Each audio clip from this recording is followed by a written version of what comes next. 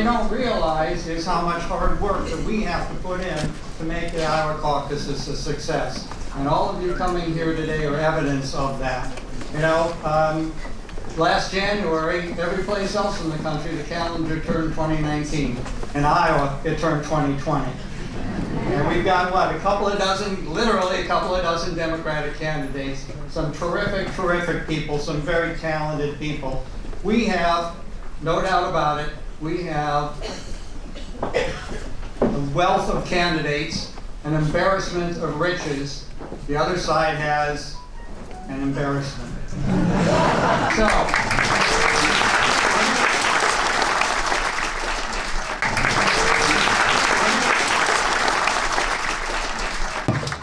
well, I tell you what, you know, I think I should probably leave right now. Thank you very, very much. I was told there were going to be a few people here today. But thank you. And I want to thank the university for providing this facility for us to be able to have a meeting. I'm going to be coming back to the university to do a large student event, I hope, sometime in mid-January. And by the way, Herman's right. If I didn't support community college, not only would I not get to go home, I'd be sleeping alone. My wife, Jill, is, as I speak, teaching. She left at 4 o'clock this morning, got up at 4 this morning to fly back to Northern Virginia Community College, where she's been teaching. She taught 15 credits all the way through the vice presidency, and since then, and she's cut way back to 12 credits. But I always joke, and those of you who are professors, is that teaching is not what she does, it's who she is. How many professors in here? How many people?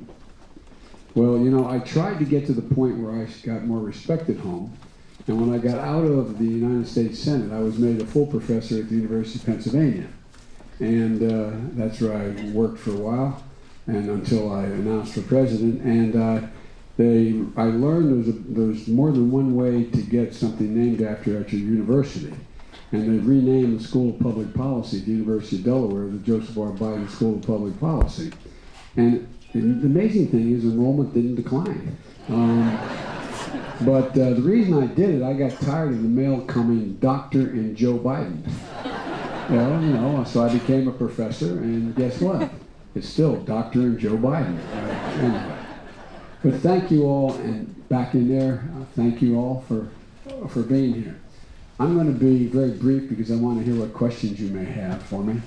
But number one, when we announced it was a tough decision whether or not we were going to run again. I hadn't planned on running again for President of the United States. I worked like the devil to try to get Secretary Clinton elected president. I did 84 events for her around the country.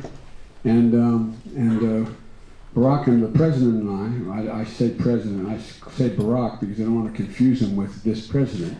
But President Obama and I become very close friends, and we both thought it was important to give the new president a chance to set up his administration, because we knew, and I'm not being facetious, we knew he initially hadn't expected to win. We knew he hadn't put together a transition team, and we knew it was going to take some difficulty setting it up.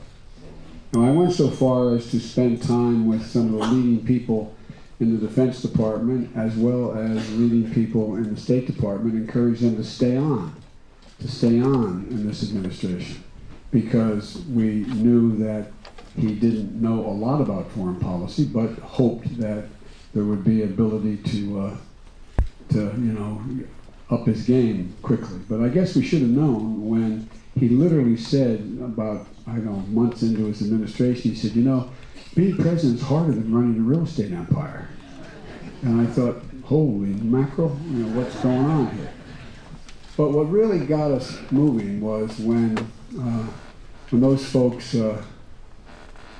came out of the fields in Charlottesville carrying torches and Nazi flags and chanting the same anti-Semitic bile that was chanted in Germany in the 30s. And when the way he talked about people of color and Muslims and about anyone who, any immigrants, and it just became clear that the whole purpose was to divide the nation, to pit us against one another in order to, it's been a tool used by charlatans all over the world in the past. Some of the professors who teach political science or history here may have assigned the book How Democracies Die, or the book by two professors about democracy and what's at stake. Two guys from Harvard recently wrote it. It's about a year old now. And no democracy has fallen as a consequence in the last 100 and some years as a consequence of somebody battering down the door of the presidency and or invading the parliament. They've died because of the democracies have died because you've had someone legally elected, constitutionally elected under their system, and they've gradually taken down the barriers that are designed to keep the abuse of power from the executive branch. And I don't think it's hyperbole to suggest that I think our democracy is at stake here. I really do. And I wrote an article for a magazine early on, The Atlantic, and when after Charlottesville was saying, we're in the battle for the soul of America. And it was not hyperbole. I genuinely mean it. All that we value seems to me now no longer to be talked about in valued terms. We're in a situation where we've always led the world, not just by the example of our power. We're the most powerful nation in the history of the world physically, but that's not what's led the world. We've led the world by the power of our example, and our example is being absolutely diminished around the world. And there's no folks who understand that better than the university crowd, that what's at stake. And I never say anything negative about a president while a particular foreign politician, while that president is abroad. But I'll have more to say tomorrow. You saw what happened in NATO. No, I really mean it. It's just been a policy. When they're on foreign soil, I never criticize the president, whomever that is. What happened at the recent NATO conference is disturbing. Really, really disturbing. But I'll have more to talk about that tomorrow. So folks, there's a lot at stake. We all know it. I'm running for three reasons. One, to restore some integrity to the office of the presidency, because our children are listening. Our children listen. How many times have you, as parents or grandparents, have pulled your child away from the television? I'm not joking. When the presidents come on the air. How many times has that occurred? And the soul of the nation is at stake when you send our young kids in first, second, third, fourth, fifth grade to school in September, and the first thing they do is learn to duck and cover because they're worried about being shot in school. Talk about moral bankruptcy. What is going on there? What are we doing? And folks, the second reason I'm running is restore the backbone of the country, the middle class. The middle class. You know, we're no longer the wealthiest middle class in the world, number one. A majority of the people who view themselves as part of the middle class no longer think their children will reach the same standard of living they've reached. And you have this, I think it was either this university, one of your competitors put out a report recently that 44% of Iowa farmers last year were unable to pay their bills, had difficulty paying their basic bills. And so something's going on here. And this time we'll restore the middle class, which is the backbone of the country, which is the soul of the nation. Wall Street didn't build America. Ordinary Americans, given half a chance, have always stepped up to the plate. They're the ones that built America. Not a joke. Not a joke. It sounds like hyperbole, but it's real. It's reality. That's what's happening in America.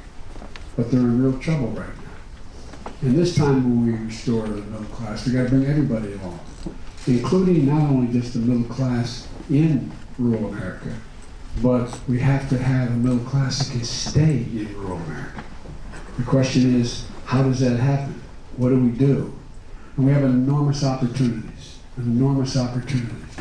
Global warming is the existential threat to humanity. It's something I talked about beginning back in 1986 when I introduced the first global warming piece of legislation. And the fact is that rural America is the key to making sure that the first operation in America, of American agriculture, can get to net zero emissions. and farmers can get paid for doing the things that in fact are going to benefit the entire country, the entire country. And if you want to talk about that, we'll get into that question and answer. But there's last reason I'm running, and I know I have a lot of good people trying to seeking the nomination for president of the Democratic Party, and I mean that sincerely. For example, we lost a really good one, the senator from California. She's capable of being president or vice president or on the Supreme Court or attorney general. Her capacity is unlimited, just absolutely unlimited. We have so many people who have such great talent. But folks, one of the things that I was originally criticized for early on was I said the third thing, the reason I was running, we have to unify America. And I said, a lot of people said, no, that's passé. Yeah, Biden was able to put together coalitions before. Biden was able to reach across the aisle and get the some Republicans to vote for the Violence Against Women Act he wrote, or make sure that we had the Recovery Act, which is $90 billion, etc. But those days are gone. They're not gone. If they're gone, we're all in trouble. Because this country only can function by consensus, the way our Constitution is written. Otherwise, we're just inviting the abuse of power, whomever the president is, if we do that. So they're the reasons why I'm running, but I'm already talked too much because I want to hear what's on your mind. So why don't, as my mother would say, hush up and take questions from all of you. And excuse my back. I apologize to all of you sitting behind me. All right. Thanks for watching. If you enjoyed this video, please give it a thumbs up. If you like this political content, please consider subscribing.